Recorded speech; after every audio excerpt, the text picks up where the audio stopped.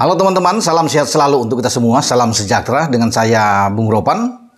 Kali ini kita bergeser dulu untuk bisa melihat persaingan yang ada di Liga Premier Inggris ya. Saya pikir semakin seru memasuki di pekan ke-22 di mana The Reds Liverpool terus konsisten untuk meraih hasil yang positif dengan kemenangan mereka atas Chelsea dalam big match di pekan ke-22 ini.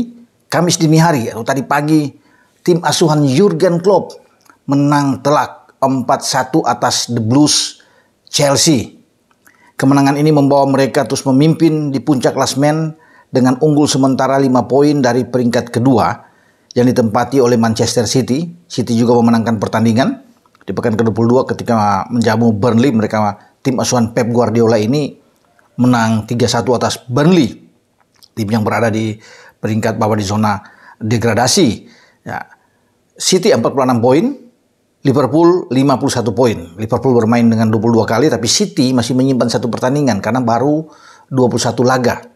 Ya. Kemudian di posisi ketiga adalah The Gunners Arsenal yang juga menang di kandang Forest ketika mereka menang dengan 1-2 dari Nottingham Forest, dan ini cukup bagi pasukan Arteta untuk bisa terus berada di dalam bentuk persaingan. Memang ada 5 poin di belakang Liverpool karena jumlah angka Arsenal dan City sama 46. Namun Arsenal sudah bermain 22 kali sama seperti Liverpool, dan City memungkinkan mendapatkan 3 poin lagi dengan menyimpan satu laga, sehingga selisih poin mereka hanya akan terpaut 2 dengan Liverpool jika mereka memenangkan satu pertandingan sisa mereka.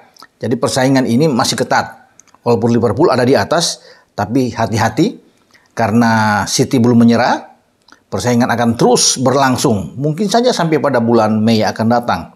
Kita akan melihat, tapi kalau melihat tren yang bagus dari Liverpool, saya pikir Klopp akan coba untuk berusaha memotivasi tim asuhannya untuk terus bisa memenangkan setiap laga yang dimainkan mereka. Ya, termasuk dalam laga yang seru juga ya akan dimainkan pada pekan ke-23. Ya, ketika mereka harus bertandang ke Emirates untuk bertarung dengan Arsenal. Ini menjadi penentu bagi Liverpool. Jika menang, mereka akan semakin kokoh, semakin kuat untuk bisa meraih gelar juara. Walaupun memang tidak mudah ini karena saya bilang tadi ada Manchester City. Namun kemenangan melawan Chelsea ini sangat penting. Ya, karena Chelsea adalah tim yang sangat bagus juga. Walaupun mereka sekarang keluar dari zona Champions atau di zona Liga Eropa, mereka keluar sekarang berada di peringkat ke-10 bagi Chelsea dengan 31 poin. Memang ada turbulensi di sana tim asuhan Pochettino ini. Ya, dengan materi pemain yang bagus sebenarnya. Sebenarnya tidak mungkin kalau bisa melihat Chelsea dengan materi yang baik, ya saya bilang ini, kemudian mereka terlempar sampai ke urutan ke-10. Dalam duel melawan Liverpool, mereka punya 2 double pivot yang bagus. Ketika Pochettino memainkan 4-2-3-1 dengan menempatkan Cole Palmer di depan, tapi 2 double pivot itu justru gelandang terbaik mereka yang menjadi termahal di IPL pada musim ini. Enzo Fernandez di sana dengan Moises Caicedo ya. Caicedo hampir ke Liverpool dan memilih ke Chelsea, dan akhirnya mungkin ada penyesalan bagi Caicedo, dia tidak mengambil ke Liverpool karena rekan dia McAllister itu berada di Liverpool dan terus terbang tinggi. Dan memang sulit bagi Chelsea ya untuk bisa memenangkan laga di Anfield karena mereka kalau lihat kalah dari segi semua aspek, dari semua statistik. Ya, mungkin saja dari penguasaan bola nggak terlalu jauh. Ya, Liverpool dengan 52% dan Chelsea dengan 48%. Tapi lihat saja Liverpool begitu tinggi.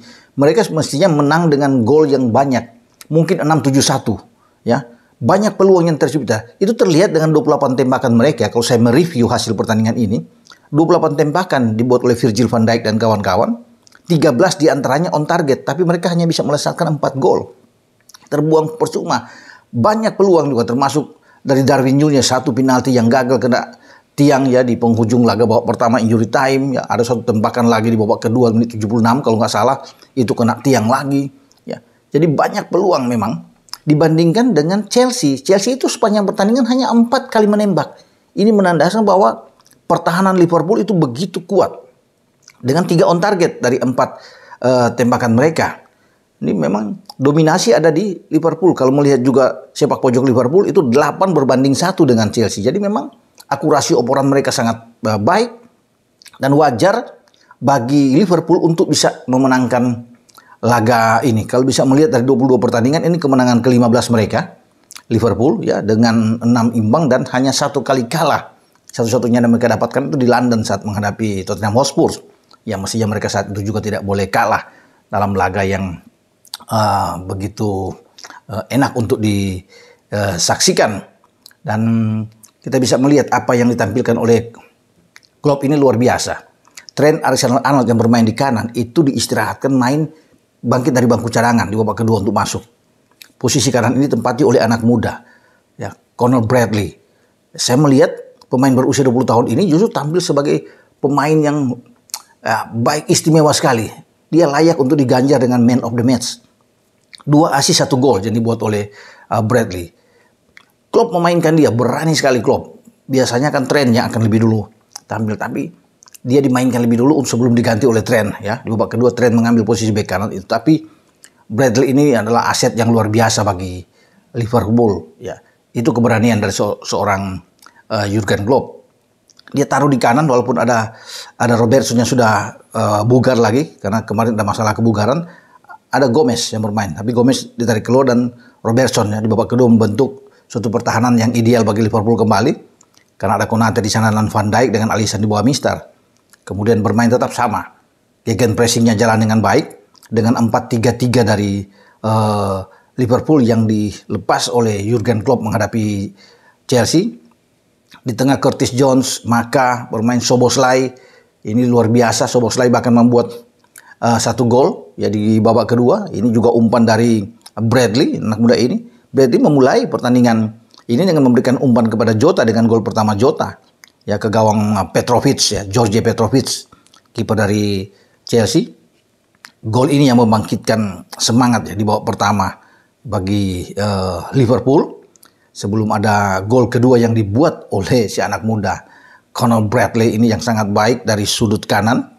Walaupun ada 2-3 pemain yang mengikuti dia, tapi dia melepaskan tembakan ke pojok kanan gawang Petrovic yang tidak bisa terjangkau. Dan ketika 2-0 ini saya pikir ini selesai bagi Liverpool.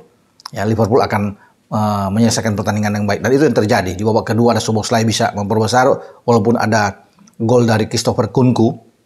Ya, tetapi bagaimana Diaz juga bisa melengkapi kemenangan Liverpool dengan 1-1 setelah menerima umpan dari Nunez dalam pertandingan ini.